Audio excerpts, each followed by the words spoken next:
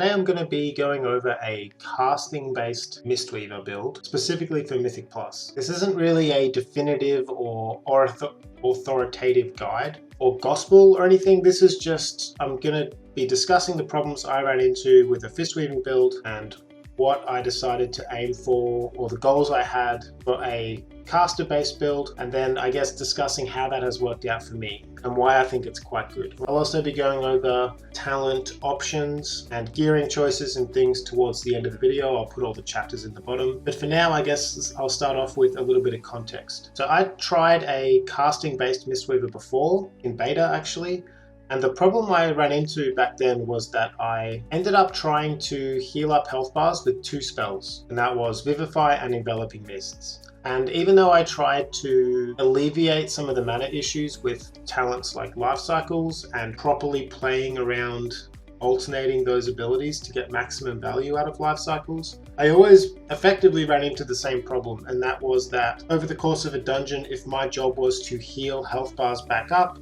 trying to do all of that with two spells that really aren't cheap, I would always run home. And any incidental damage, accidental damage, whatever that anyone took in the dungeon would just mean I had to drink more or had less mana for a boss fight and things like that. So it always felt like a bit of a losing game in that sense. So throughout the end of beta and up until last week or so of Dragonflight, I was playing a Fistweaving build, and I found Fistweaving was a little bit hit or miss for me. I found it very fun to play, but I had issues with the ancient teachings randomly healing targets. Sometimes I would hit a huge heal on someone who was on 99% health rather than the guy that was on 20% health, and oftentimes I just didn't want to or couldn't be in melee range to Fistweave.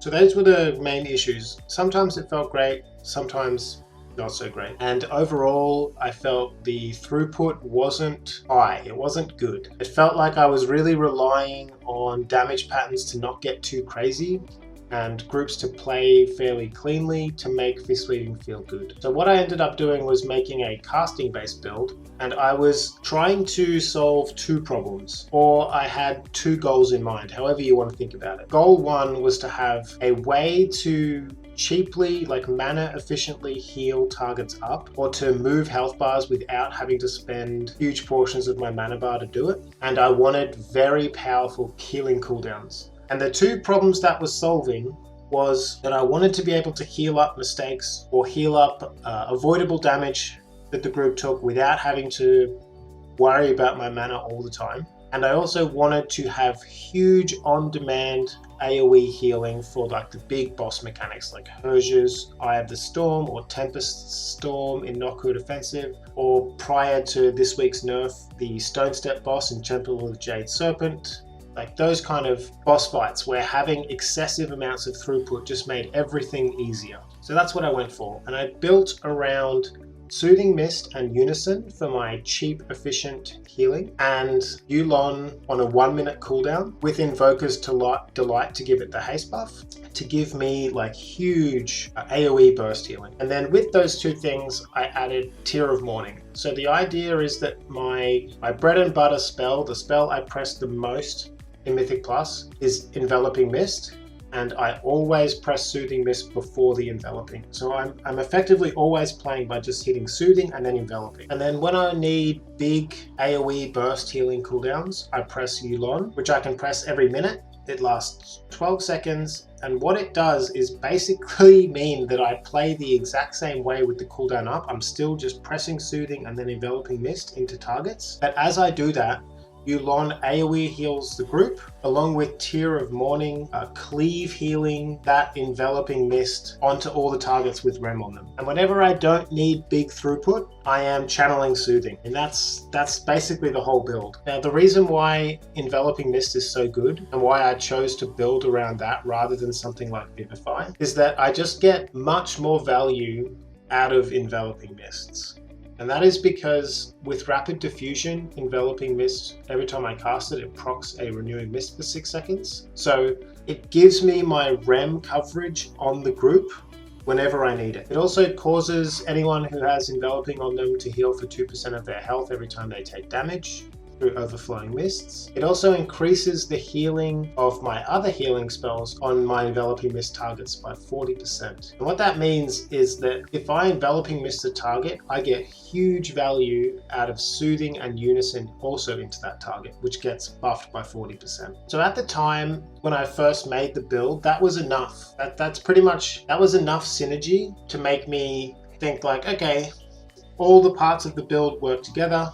Let's take it into keys and see how it goes. And honestly, it performed far better than I thought. The throughput of a build like this is much higher than even I thought it would be, especially with Yulon up. There have been times, even when I was 390, 391 item level, I could burst 100k HPS. So this caster build fixed the kind of big bursty throughput issues I was having with Fistweaver, and it fixed the mana issues I was trying to, I guess, avoid from previous builds by relying on Soothing Mist rather than Vivify for most of my other kind of like spot healing or like non-lethal damage pattern kind of healing. Someone gets hit by something or some random mechanic, like an arrow gets shot at one of the party members, and I have to heal them up in the next, 10 seconds or something before the next ability goes off. That's where Soothing Mist plays a big role rather than something like Vivify. Now, what ended up happening is over the past week and a bit, I guess, that I've been playing, I've come to rely on a couple of extra things in the build that I didn't foresee at the time when I made it. And that was that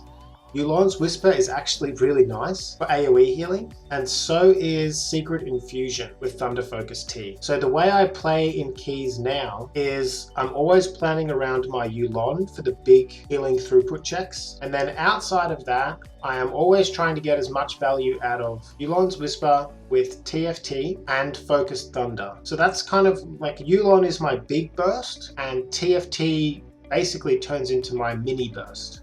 TFT is the mini cooldown I can press to react very quickly and mana efficiently if needed to unexpected damage patterns. Or if there's some kind of back-to-back AoE mechanic where I don't have Yulon up for, that's where TFT actually helps a lot. I almost always use TFT on Renewing Mist for the Secret Infusion haste buff, or on Enveloping Mist for the crit buff. If I am being very cognizant of my mana or I'm trying to save as much mana as possible, then I will sometimes be using it on Vivify just to save the mana, even though I don't want the Mastery proc from Secret Infusion. But even being able to do something like if someone is taking a huge amount of damage, like let's say last boss, Temple of the Jade Serpent, I've dispelled one of the debuffs going out, or even on the trash, I've dispelled one of the torch debuffs, and the second torch debuff goes and so on.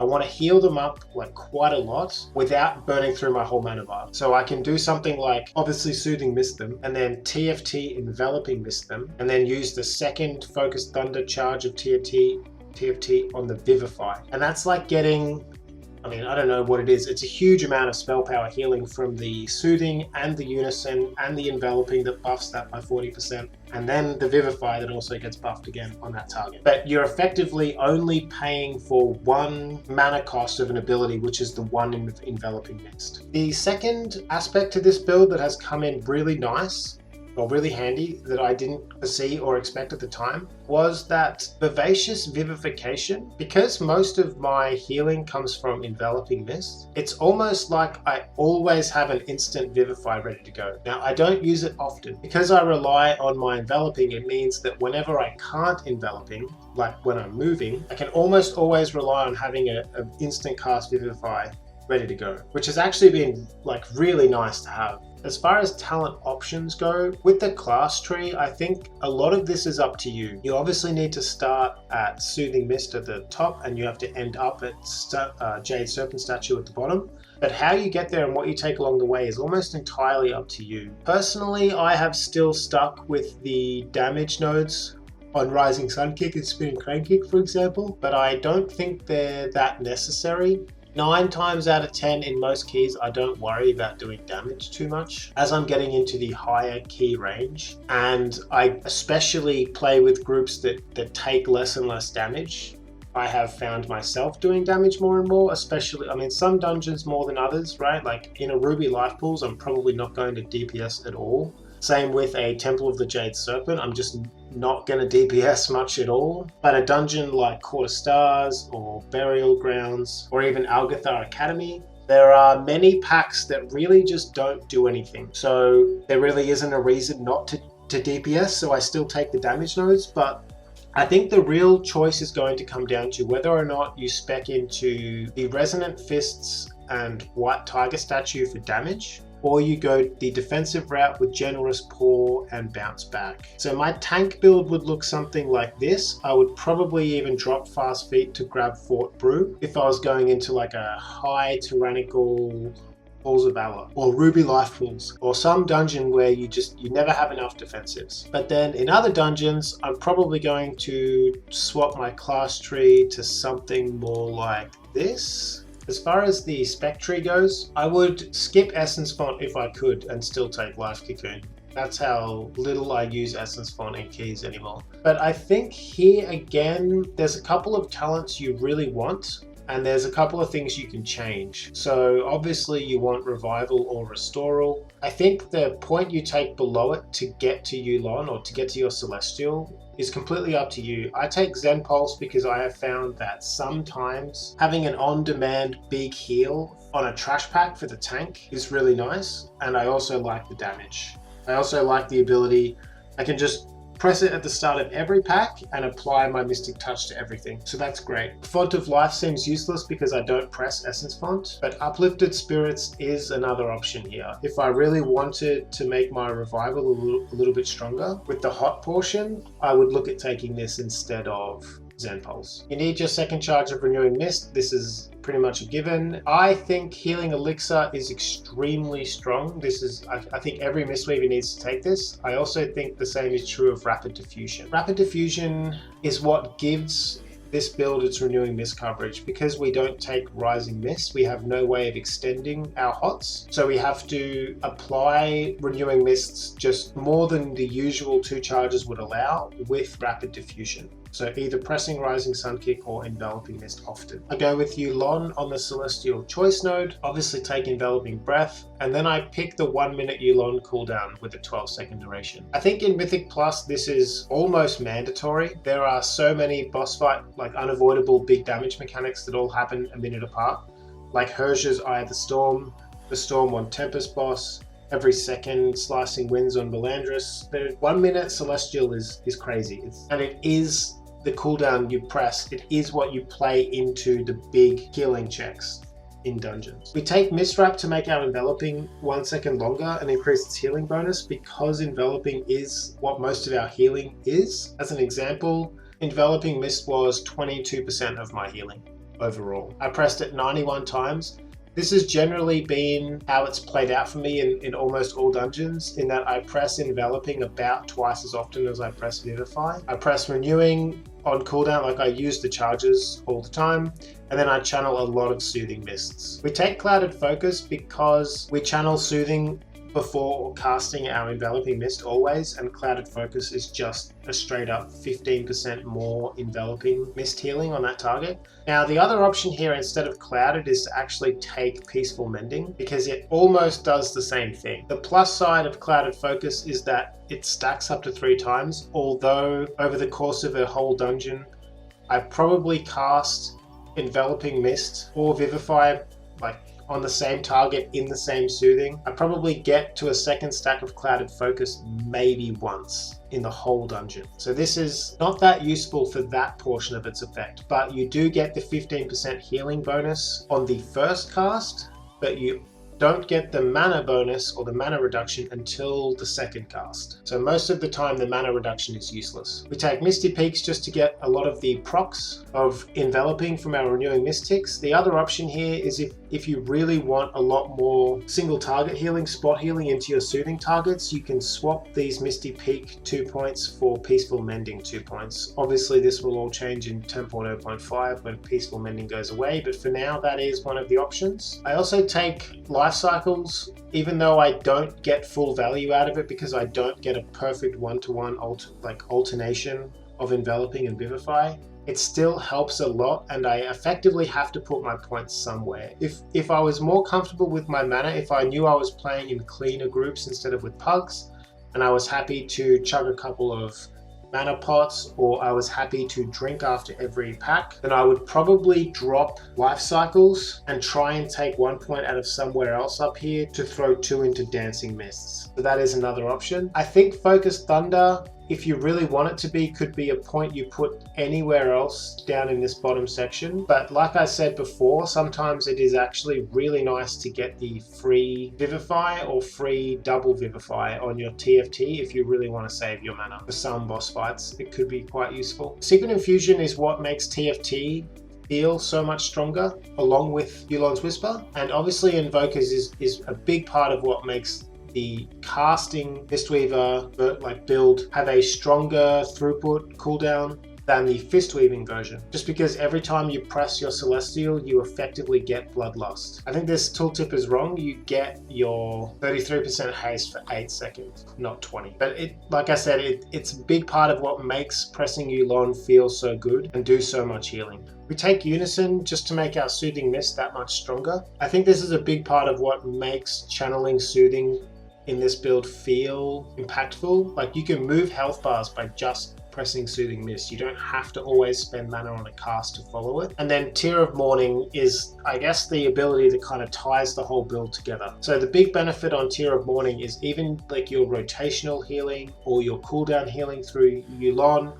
or whenever you're pressing Enveloping, you're also applying Renewing Mist, applying your 40% healing buff, applying your Overflowing Mists health return buff as well, and then cleaving 20% of your enveloping heal onto everyone with Renewing Mists. It also makes Vivify into just a chunkier button, a nicer heal, by buffing the cleave healing by 20%. In 10.0.5, when Echoing Reverberation gets changed to only require enveloping, and Shaylun's Gift comes in, I'm going to be changing a little bit of this build around to get, I think the Shaylun's Gift healing and the buffs you can get from it are going to be a huge benefit to this build. The casting build in particular, I don't really know if the Fistweaving build is going to have enough points to take its normal Phalanx Stomp branch and its Rising Mist branch, and then somehow also squeeze Shaylun's in. But all of this will probably change in the next couple of weeks. As far as gear goes, I healed my first 20 with this build when I was 391. So I think the throughput is there. The way it plays is more gated behind mana rather than throughput. And I have found that in a lot of cases I could save more mana, but sometimes I just like to play safe. So I blanket envelopings, I pump out far more healing than is necessary in some situations, because I'm happy to burn through certain amounts of mana if I know a boss fight is ending soon, or I know I can drink soon, or whatever. An additional note on mana, it wasn't in this Shadowmoon Burial Grounds, but another one. I ended up spending 700k mana over the course of the run on Rising Sun Kick, and 250k mana on Spinning Crane Kick. So in some of this footage where I am trying to contribute some damage, I'm spending much more mana than I really have to, partly because I'm trying to top health bars quickly so I can get back to doing damage, and also that I just spend a lot of mana on damaging abilities. So if you're really trying to conserve as much mana as possible, try and use your most mana efficient damaging abilities only. Or limit your Rising Sun Kicks, especially that you press. If you press it on cooldown and you're trying to contribute damage and you're using your Enveloping Mist quite liberally, you will not necessarily run but you will run through your mana such that you have to drink a couple of times over the course of a dungeon. But if you don't do those things, then mana will really not be an issue at all if you're just channeling Soothing very often rather than doing damage. So even at a low item level, gearing wise, I felt like the throughput was there so long as I could manage the mana. And a big part of that just comes down to trusting in your Soothing and Unison. You don't have to answer every spike of incoming damage with a casted heal. And then making absolutely sure that you get as much value as possible out of Yulon. The 33% less mana cost, which is going to be 50% less next patch makes a massive difference. As far as stats go, all I've really tried to do is stack as much haste as possible and avoid as much mastery as possible. I haven't been that successful in avoiding all the mastery I want to.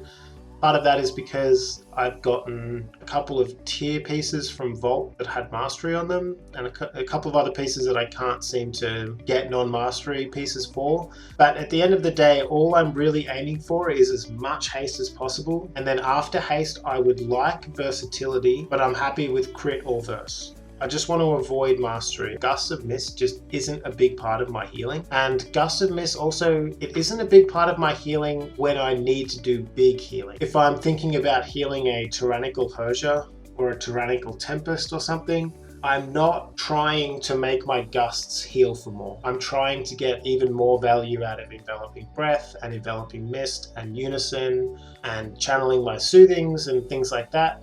Making my Vivify Cleave healing better, and mastery is the antithesis to all of those things, so I try and avoid it as much as possible. As I get into higher keys, versatility I think is going to play a much more important role, so I'm trying to stack full haste verse. As far as trinkets go, I got pretty lucky with a Raid Finder Incarnate icon. The main reason I run this is because I quite often find that even in pugs, there's usually one other person with one of these trinkets, which means I get pretty decent value out of it. And at the moment I'm playing Ruby Whelp Shell just because I don't have anything else. It's a fairly bad trinket at the moment for me. It's not fully trained up or anything, and I'm not quite sure if I want to play with the healing over time, like the single target heal or the AoE heal or the crit proc or the haste proc or whatever, but at the moment I'm using it just for item level more than anything else. If I wasn't wearing this, my other option would be a blue Singing Stone from Not Good Offensive, the Absorb Shield. If I had my pick of trinkets, I would probably be sitting on Incarnate Icon. I think is not bad. If I really wanted damage, I would take Rage Feather from Not Good Offensive. If I was worried about healing, I would be taking either Singing Stone from Not Good Offensive or the Broodkeeper Link to a target and heal them every second trinket, or the Halls of Valor Expel Light trinket, which can be really, really nice to get you through some tricky overlaps or some unexpected burst damage. It's also probably the trinket you want the most for Ruby life pools. Alchemist Stone is also an option, but I think most people are just going to be playing with whatever trinkets they have. I've been doing dozens of keys now, and I just, for whatever reason, it feels like getting trinkets, they just never drop. It just feels like it's the hardest thing. So most people are going to play with whatever they have. As far as set bonuses go, I think the 2-piece is very, very good for this build. Obviously with the Enveloping Mist and Vivify healing increased by 10%. It's very strong. I'm undecided on the 4-piece. I think if I had high item level versions of the other kind of 2 pieces I need to make 4-piece, I would probably play with it, but the issue is that the other pieces, or most of the tier pieces, have mastery on them, and mastery I'm trying to avoid like the plague. So for now I'm sticking with 2. For the foreseeable future I'll probably be sticking with 2 as well, and not worrying about the 4-piece at all, and just going for highest item level pieces with haste verse on them or haste crit. Especially if I can get anything with a tertiary stat, then I won't be rocking 4-piece at all. I'm aiming for the takeaway of this video to be that a casting build is viable. It can be quite strong. The throughput it has, especially the cooldown throughput it has, is very high. And that even though I am by no means a top tier or like even a very good player, I'm hoping that the footage kind of shows you that even when I'm screwing a lot of things up and I'm not pressing personals or defensives, and I'm not rotating cooldowns properly, and I'm not doing max damage and all that kind of stuff, I'm hoping that it's still evident that there is some good, efficient healing through Soothing Mist and Unison, and that Yulon with the Invoker's Delight and Secret Infusion talents that most Fistweaving builds can't get shows that the throughput that is possible is very good. This video is already pretty long as it is, so I'll leave it there. If you have questions, throw them in the comments. I'll try and answer as many as I can. Thanks everyone for watching, and algorithm stuff.